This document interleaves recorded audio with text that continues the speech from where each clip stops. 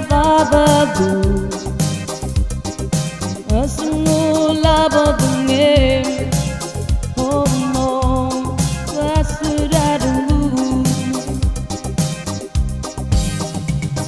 Akoya gai pepe tigil Namanamil morse sawa Lelta Lagda gabi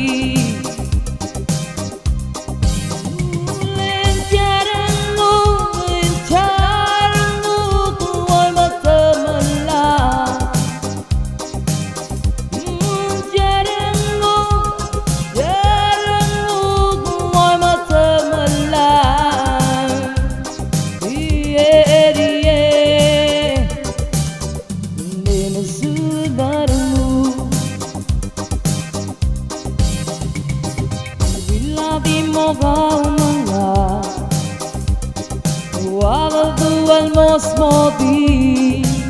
Help mo Tam lo magpit At ko'y ay pebibigil Laman ng memor sesawa Lelta Umla ko pagagdi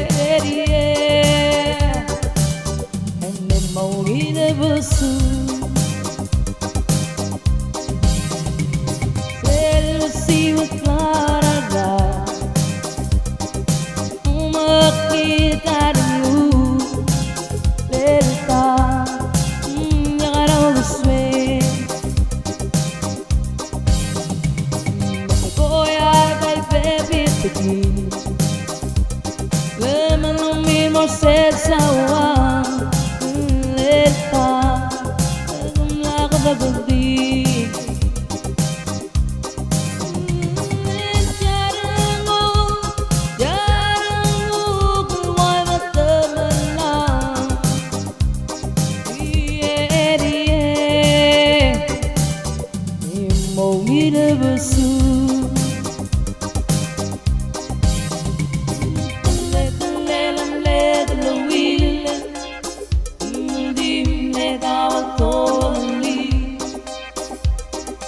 Mosmodin morse sawa Jarang nubing morong si